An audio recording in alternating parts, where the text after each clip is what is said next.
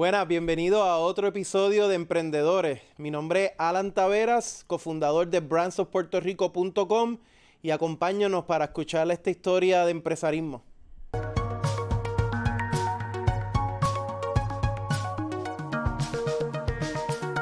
Bueno, estamos aquí en Emprendedores con Jonathan González, fundador de Raincoat, un startup que está en el mundo del fintech.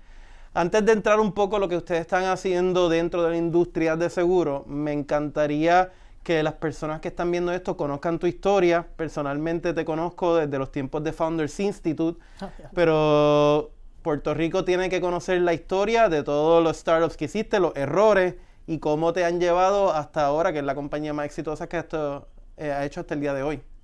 Sí, pues definitivamente mi historia es un poco atípica en el mundo de negocios de Puerto Rico, porque yo no tengo familia de negocios, o sea, como que en realidad no tengo una historia de que cuando tenía 4 años estaba vendiendo Limber y así supía. O sea, en realidad esa historia no la tengo. Fui bastante normal, me crié en el campo, estudié en Ay Bonito, estudié en escuela pública toda mi vida. Y entré a Mayagüez porque era la única opción, o sea, la única universidad que tenía accesibilidad en aquel momento y pues apliqué. Pues en ese proceso me aprendí de startups cuando estaba trabajando en Microsoft en Seattle. Aprendí un poco la historia de Bill Gates y ese tipo de cosas. Un momento, te graduaste de Mayagüez y fuiste a Seattle a trabajar en Microsoft. Durante los veranos yo trabajaba en Microsoft como internado. Wow. Y fue en ese proceso que yo aprendí lo que era empresarismo. Fue mi primera vez, mi primera experiencia así, viendo como lo que eran empresarios. Pero lo que me di cuenta durante ese proceso era que pues, yo no me parecía a Bill Gates, ni a Mark Zuckerberg, ni a Steve Jobs. Como que yo decía, ¿dónde están los boricuas? O sea, ¿dónde está la gente en tecnología que sea de Puerto Rico? Y en aquel momento, como tú sabes, no había comunidad de startups como tal formalizada. Era un grupo relativamente pequeño. Y pues yo decidí que quería hacer un startup en hardware, que tuviera que ver con electrónica, ¿verdad? Con el conocimiento que había aprendido en Mayagüez. Un momento, para los que no sepan específicamente lo que es un startup, este término se utiliza para compañías emergentes en lo que es el campo de la tecnología y la innovación. Una explicación larga para una palabra, pero es importante que esté en hardware, es cuando en vez de hacer un programa en internet o en la computadora, hace algo literalmente físico con la tecnología. Sí. Bueno, como un celular es hardware, un control de televisor, ¿verdad? Hardware. En aquel momento, ¿verdad? Queríamos desarrollar esta electrónica en Puerto Rico y pues decidí fundar la compañía Kite Labs con mis socios en aquel momento que estudiaban conmigo en Mayagüez. Esa compañía tiene una historia bien importante porque me recuerdo que en el momento fue la compañía que recaudó más fondos a través de la plataforma crowdfunding Kickstarter de Puerto Rico. Cuéntanos un poco del proyecto que hacía y cómo fue esa experiencia. Sí, pues básicamente, irónicamente, ¿verdad? Nosotros decidimos hacer esa ronda con Kickstarter específicamente porque nos dimos cuenta que no teníamos manera de poder producir la electrónica que queríamos porque no teníamos inversionistas ni teníamos apoyo de mentores. Habían ganas, pero no habían chavos. Exacto. Y pues esencialmente lo que nos dimos cuenta fue Kickstarter en aquel momento era una plataforma bien nueva y no había muchos proyectos ahí y se nos ocurrió esta idea de, oye, ¿y qué tal si montamos este producto que era un dispositivo electrónico para desarrollar cosas que controlaban con Bluetooth, que en aquel momento no era tan común, ahora súper común, ¿verdad? Y pues vimos esa oportunidad de una manera de poder hacer como que un poquito de ruido y decir, mira, en Puerto Rico hay ingenieros desarrollando, tú sabes, tecnología y llamar la atención a un nivel de inversionistas más de los Estados Unidos. Okay. Y para esos efectos funcionó perfectamente porque pudimos conseguir la atención de una aceleradora en Nueva York, que era Techstars, y otra aceleradora en Pittsburgh, que era Alpha Lab, y ambos nos aceptaron al programa y ahí fue cuando pues nos fuimos de Puerto Rico básicamente porque no había ecosistema local. 2 años después estuvimos trabajando en esa empresa. Yo vi lo que estaba pasando en Puerto Rico. Se había formalizado Parallel 18, habían como que ya yo veía como los que primeros pasos. Exacto, los primeros pasos de que había una comunidad como que ya más organizada, formalizada. Y le dije a mis socios, mira, de verdad, quiero volver a Puerto Rico. Me gustaría hacer otro negocio, pero en Puerto Rico, ¿verdad? No quiero estar en Nueva York y en Pittsburgh. Una pregunta.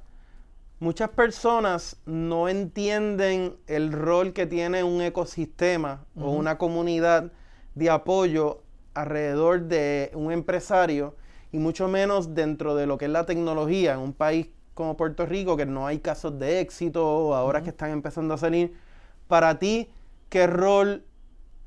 Y yo sé que tú fuiste parte de los que diseñaron ese ecosistema, pero ¿cómo te ayudó las pequeñas piezas, aceleradoras como para el 18, el grupo Guayacán, los diferentes startups? ¿Cómo te ayudaron a ti a tú llevar esa idea a otro nivel y a ser un mejor empresario? Wow. Un montón, de diversas maneras. O sea, ser empresario, de las cosas, en mi opinión, más difíciles que uno puede hacer en la vida. Tú sabrás, ¿verdad? Es algo profundamente personal, ¿verdad? Que te impacta a un nivel psicológico, básicamente, porque el negocio se convierte parte de tu persona. Y en Puerto Rico como le añade un nivel más de Sí, dificultad. le añade un nivel de dificultad definitivamente. Y para mí, la red de apoyo son varias cosas. Uno, facilita el acceso a capital. Para personas como yo, ¿verdad? De hecho, es algo que me ofende un poco porque cuando la gente, tú sabes que el término en el mundo de startups de levantar un Friends and Family Round. Sí. Ah, sí, levanta capital de tus amigos y tu familia. Y yo decía, pero es que, ¿qué amigos y qué familia tengo para levantar capital, verdad? Como que es súper injusto. Y hasta cierto punto, este ecosistema empresarial es como un equalizer, ¿verdad? De eso, como que facilita el acceso a capital a personas que no necesariamente tendrían ese tipo de acceso. Porque no tienen las conexiones, Porque no no vienen tienen de las una conexiones. familia con dinero, Exacto. pero a través de las conexiones pues, te abren puertas. Exacto, eso es uno. Lo segundo como que es una manera buena de tú validar tus ideas de negocio y validar tu manera de pensar, ¿verdad? Porque tienes que estar constantemente explicando el negocio, constantemente tienes que estar contestando dudas y ese proceso, aunque es un poco incómodo para muchas personas, ¿verdad? Particularmente si estás bien apasionado de tu idea, te ayuda un montón, porque yo te digo una idea y tú, que quizás tienes mucho más experiencia que yo, me puedes decir, mano, de verdad que no sé, como que creo que deberías. Y yo creo O sea, que ese punto es hacer esto. clave. Muchas veces los empresarios, no importa si tú tienes una tienda que vende dulce o si tienes una compañía de tecnología, nos enamoramos de nuestros conceptos, es nuestro bebé. Y a través de mi experiencia, estoy seguro que te pasa también a ti, hemos desaprendido esa mala maña. Exacto. Nuestras compañías no son nuestro bebé, es una herramienta para brindar valor al mercado y obviamente para nosotros y todos los que son los stakeholders o las personas envueltas. Pero es importante eso, tu compañía no puede ser tu bebé y si piensas que es tu bebé vas por mal camino. Sí. No, y hasta cierto punto se convierte el bebé del mercado, ¿verdad? Y el mercado y el equipo es el que define ese bebé y eso es algo que es muy cierto, ¿verdad? Pero de todas maneras a uno le duele, ¿verdad? Porque uno se ata. Pues para mí, ¿verdad? Ese ecosistema era súper importante y lo viví con Kite Labs y cuando vi lo que estaba pasando en Puerto Rico, pues dije, yo quiero volver, pero no sé qué voy a hacer. O sea, sabía que quería hacer otro negocio, pero no estaba seguro en qué. ¿Cuál fue el invento que hiciste una vez volviste? Pues yo empecé a estaba trabajando unas ideas con turismo, en aquel momento, ver de qué manera podíamos hacer una manera de facilitar el turismo interno. O sea, tenía esas ideas. ¿Pero como una campaña de publicidad o qué Era específicamente? software, era como una aplicación móvil. Una aplicación móvil para turismo interno. Pero no era muy serio, o sea, era esto yo experimentando diferentes ideas. Trabajé con el Departamento de Educación bastante, en parte porque vengo de escuela pública y quería como que apoyar el departamento como voluntario. ¿Qué estuviste haciendo dentro del departamento de educación? Un montón de cosas, de verdad. Pero todo con tecnología. Todo con computadoras, tecnologías, ese tipo de cosas y como que apoyando, ¿verdad? ¿Cuál fue la lección más grande que aprendiste dentro de ese monstruo de gobierno? Mano, que a veces lo más difícil, ¿verdad? Para el cambio interno en gobierno, en mi opinión, son muchas veces las reglas y regulaciones que están ahí mismito. El mismo sistema evita la innovación. No tanto evita la innovación, sino que se resiste al cambio. Como si fueran anticuerpos, ¿verdad? Y resiste bien fuertemente al cambio. Imagínate tú, tipo tecnológico, llegar al departamento de educación y quiere cambiar todo, te van a cerrar las puertas. Sí, no solamente a mí, hay muchas personas. Honestamente, yo conozco y vi muchas personas que estaban trabajando duro para ir, pero es como mover un elefante. Estás ahí como que dándole cantacita al elefante para que el elefante se mueva, ¿verdad? Pero fue una experiencia bien bonita porque hasta cierto punto, o sea, tengo... una de las frustraciones que yo tenía cuando me estaba criando, después, o sea, como adulto mirando para atrás, es saber que yo entré a esto de empresarismo tengo una historia bien loca que eso fueron muchas cosas de suerte. O sea, puramente chance. Y a veces yo pienso, mano, tienen que haber un montón de otros Jonathan idénticos a mí que sencillamente no les salió la oportunidad y pues nunca lo vieron. Antes de entrar a la historia de Raincoat, yo creo que este tema es bien importante. ¿Cómo podemos ampliar las oportunidades para estos chamaquitos que vienen de escuelas públicas? Porque lo que tú dices es, yo creo que es lo más importante que vamos a recoger en esta entrevista, pero tú tuviste la suerte y fuiste brincando de suerte en suerte. Exacto. Hasta llegar acá. Pero tú eres 1% del 100% que está en escuela pública. ¿Cómo tú, que pasaste la experiencia de estar en una escuela pública, llegaste a donde estás, volviste, trabajaste dentro del sistema, cómo tú crees 3 pasos sencillos que se pueden hacer en este cuatrenio para que se amplíen las oportunidades para los estudiantes de escuela pública? Yo creo que para mí ni siquiera tienen que ser 3 pasos. Yo creo que lo más grande, la diferencia más grande que me hizo en mi vida era visibilidad. Tener acceso al potencial de cosas que podían ser o podían pasar, ¿verdad? Te doy un ejemplo. Cuando yo estaba en grado 11, que creo que en ese grado, si me acuerdo correctamente, en ese grado te hablan mucho de si vas a ir a la universidad o no y que vas a estudiar, ¿verdad? Yo apliqué a Mayagüez porque literalmente, y esto es bien loco, pensándolo así en voz alta, yo no sabía que existían otras universidades fuera de Puerto Rico. O sea, literalmente yo no sabía que habían otras universidades. So, yo fui a la consejera en aquel momento, y ella, yo no sabía que iba a estudiar, ¿verdad? Y ella me miró y dijo, mira, bueno, pues tú eres inteligente, el IGS ahora mismo más alto es en Mayagüez y es ingeniería en computadora. Eso es lo que yo creo que tú deberías estudiar. Y yo dije, ok, dale. Tienes que llamarla y darle las gracias. Sí, no, definitivamente. Pero si ella me hubiera dicho cualquier otra cosa, tú ibas a ir para... Yo iba a hacer eso, exactamente, ¿verdad? No fue hasta que entré a la universidad que tenía estos otros estudiantes que estaban alrededor de mí, que venían de otras escuelas mucho más finas, ¿verdad? Que me estaban diciendo estas cosas y yo, espérate, pero existe como que, ¿what? Existe un mundo allá afuera. Existe este mundo, ¿verdad? Y como te mencioné, yo no veía, cuando yo me estaba criando, ¿verdad? Yo no veía ejemplos de muchos puertorriqueños en tecnología.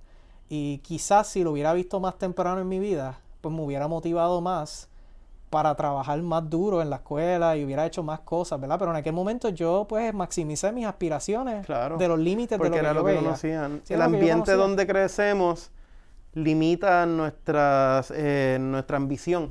¿Sí? Pero gracias a esta persona te llevó a Mayagüez y mira dónde acabaste. No, y muchas otras personas que me fueron dando el apoyo. Mi maestro de física, señor Rosado, que de hecho tiene una banda de rock. Señor Rosado, rockero. Bueno, sí, rockero, bueno. Él también me ayudó un montón con esta idea de mirar a los problemas de una manera como ingeniero, ¿verdad? Y tengo muchas experiencias bien bonitas, ¿verdad? Pero me da tristeza saber que hasta cierto punto fue puramente suerte. O sea, fue puramente dado en mi caso. Y ahora pues estoy en otro punto en mi vida, ¿verdad? Pero pienso mucho en eso. Hay un dicho, creo que es de Woody Allen, que dice 90% de que las cosas te salgan bien es solo estar en el lugar correcto. ¿Sí? No, definitivamente. Vamos a hablar un poco ahora de Raincoat. Antes de entrar, me gustaría, porque tú tienes mucha experiencia, hemos hablado de las cosas que has hecho, esas cosas han tenido muchos traspiés, te has equivocado. ¿Qué tú aprendiste antes de tú lanzar Raincoat, que tú dices, esto me ha hecho llegar al éxito en 5 meses que lleva esta empresa en el mercado? Sí. Bueno, técnicamente llevamos más, pero el producto oficialmente, ¿verdad? Facturando, ¿verdad? Pues yo creo que fueron 2 cosas principales que aprendí con mi primer negocio. Lo primero fue que el mundo entero, todo lo que tú ves a tu alrededor, está compuesto de gente igual que tú, fundamentalmente. O sea, todo, este edificio, las luces, todo esto se manufacturó y se trabajó con personas bien normal, que hicieron un conjunto, ¿verdad? Y diseñaron algo nuevo y lo pudieron como que empujar como sociedad, ¿verdad? Y lo primero fue darme cuenta que la realidad es que todas estas personas que tú mirabas en práctica cuando los conocí en Nueva York y hablaba de mi negocio, muchos de ellos tampoco sabían, igual que yo. La única diferencia que había entre los empresarios que tenían experiencia y los que no, era que los empresarios que tenían experiencia hasta cierto punto tenían una fe de que lo iban a averiguar. Y esa fe no los preocupaba. Y no tenían ese como que bagaje de esa preocupación de que, diablo, yo no sé qué voy a hacer, no estoy seguro. El miedo al Ese riesgo. miedo lo tienen, pero lo ignoran. O sea, ellos sí, el miedo siempre está, no se va, pero tú lo aceptas y sigues operando, ¿verdad? Eso fue bien importante yo ver que en realidad no importaba. Tú podías ser una persona con cualquier background y entrar a cualquier industria y técnicamente si te enfocabas bien y te dedicabas y tratabas de conseguir ayuda, podías hacerlo. Eso fue lo primero. Lo segundo era que uno siempre, cuando uno empieza un negocio, uno siempre piensa que uno va a ser diferente, que uno va a ser la estadística de éxito y no necesariamente la estadística de fracaso. No va a ser el Michael Jordan, Exacto. ya rápido, Uno Steve siempre, Jobs. exacto.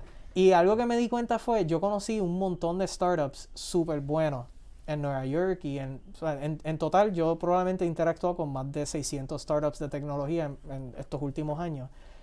Y la gran mayoría ha fracasado. Y la gran mayoría pensaban, todos ellos pensaban que tú sabes, que ellos eran los diferentes. Y lo que me di cuenta fue que es tan y tan absurdamente difícil que tú no puedes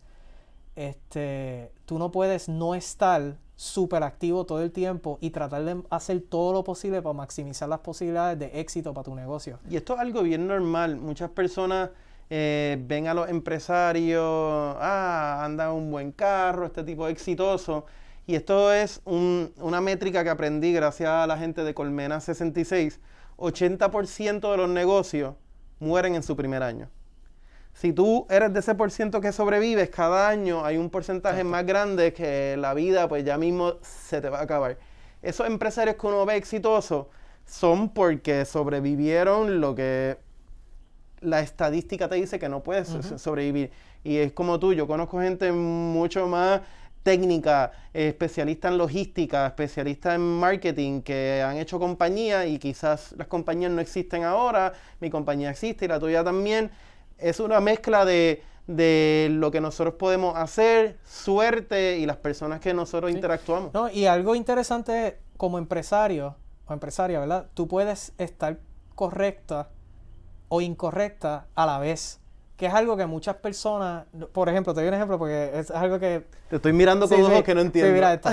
En el 1996, o sea, antes de que el internet fuera lo que es hoy, ¿Sí? si tú eras un empresario que estabas diciendo que video on demand en el internet iba a ser bien grande, tú estabas 100% correcto. O sea, tu visión del futuro 100% pasó. Pero no estaba en el momento. Pero no importa en qué negocio, si tú hubieras sido inversionista en el 1996 y tú hubieras dado dinero a cualquier startup trabajando en la industria de video, todos fracasaron. El 100% de todos los que estaban en esa categoría. No fue hasta el 2003-2004 que salió YouTube y ya la infraestructura y la tecnología llega un momento que aguantaba ese modelo de negocio. Tiene que ver mucho con el tiempo correcto y la suerte. Exacto. Eso es bien importante. Y toda esa persona, yo te puedo garantizar que todas esas personas que estaban trabajando en el 96, muchos de ellos eran bien buenos también. Buenas ingenieras, buenas personas, ¿verdad? Y no le funcionó y a veces tú no controlas eso, ¿verdad? Uno tiene que buscar la manera de sobrevivir, que es el famoso pivot. Sí. que no sé si lo quieres definir, ¿verdad? ¿Qué es? Pivot o pivote, como en básquet, cuando no se mueve, en la vida de un empresario uno se tiene que mover. Si tú estás haciendo pizza y ves que tu pizza no pega, pues te mueves y puedes hacer los conos de pizza o puedes hacer un día de taco y quizás en esos movimientos o cambios de estrategia tú encuentras el éxito. Lo importante es no quedarte fijo en algo si no está funcionando. Y de hecho, déjame decirte, yo creo que el boricua es bien bueno en eso. Hay un montón de negocios. Nos la inventamos. Yo creo que eso es un atributo bien especial del puertorriqueño que no creo que mucha gente le da el valor que se merece, pero los puertorriqueños de verdad sabemos inventarnos las cosas y buscamos la manera. Eso y yo creo que se presta para negocios. Bueno, Jonathan, quiero que me hables de tu empresa. ¿Qué es Raincoat? ¿Qué son los seguros paramétricos?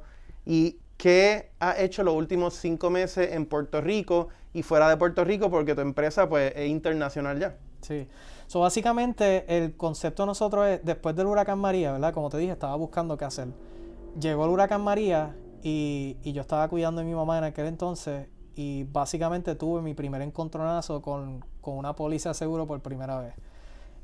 Y pues nada, para hacer la historia corta, fue una experiencia que me marcó tanto que yo dije como que tiene que haber un mecanismo más eficiente para que si pasa un desastre natural, las personas puedan recibir ayuda económica de una manera más rápida y de una manera más directa, ¿verdad?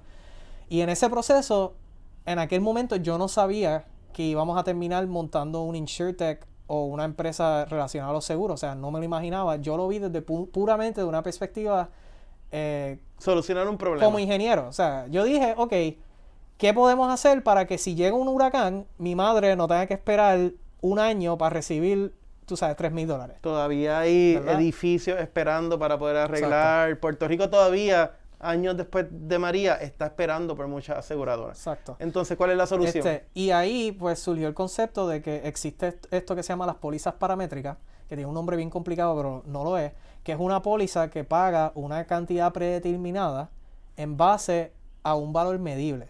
Por ejemplo, tú puedes tener un sensor, si el sensor registra vientos de 120 millas, pues te hago un pago, ¿verdad? De X cantidad. Por ejemplo, si es huracán categoría 5 vientos, $3,000. Si es categoría 4, $2,000. Entonces, como un ejemplo. como Raincon funciona, son seguros pequeños, donde la prima es accesible, y las personas reciben dinero si... Me imagino que ustedes tienen una tablita y dice, si pasa un huracán categoría 5, tienes Exacto, tanto. si hay vientos en tu región, pues pasa esto. Pues, ¿qué pasa? Ese tipo de productos ya existía a nivel de gobierno. O sea, los gobiernos que no tienen FEMA, particularmente en el Caribe y en Latinoamérica, pues ellos compran estas megapólizas que dicen, mano, si me toca un huracán o un terremoto o unas inundaciones o cualquier evento, un fuego, págame $100 millones para yo poder, tú sabes, pagar a la gente, que es exactamente lo que hace FEMA, pero de manera de seguro. Y lo que nosotros encontramos interesante era por qué ese concepto no se estaba aplicando a un nivel individual, a nivel de negocio, a nivel de familia.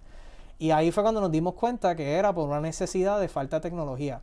Porque procesar estas cosas es bien difícil. ¿Cómo yo sé que se te inundó la carretera? Eso me iba a preguntarte. Cuando uno va a reclamarle un seguro, tú tienes que llevar tu carpeta con evidencia y todo. ¿Cómo lo hace Raincon? Como lo nosotros hacemos es utilizando fuentes de datos, a veces satelital, a veces fuentes públicas. Por ejemplo, en Puerto Rico usamos los datos de NOAA, pero en Jamaica utilizamos datos de una agencia en Europa que monitorea lluvia, en ese caso. Okay. Y básicamente lo que nosotros hacemos es que cuando pasa X cantidad de evento que se pueda medir, algo tan sencillo como hay 7 pies de agua en esa carretera, pues ya hay un pago predeterminado con una simulación de daño de lo que podría ser. Okay. Que fundamentalmente cómo funciona en arroz habichuela es, pasa el evento como un seguro de vida y tienes dinero en tu cuenta de banco, no tienes que hacer proceso de reclamación, no tienes que proveer evidencia, ya todo eso está precalculado antes del seguro, en vez de después del seguro, que es como funciona lo tradicional. ¿Cómo las personas pueden comprar este seguro? Pues en el caso de Puerto Rico, nosotros tenemos un microseguro para huracanes. Pueden ir a quieroraincode.com y ahí pueden adquirir una póliza de microseguro.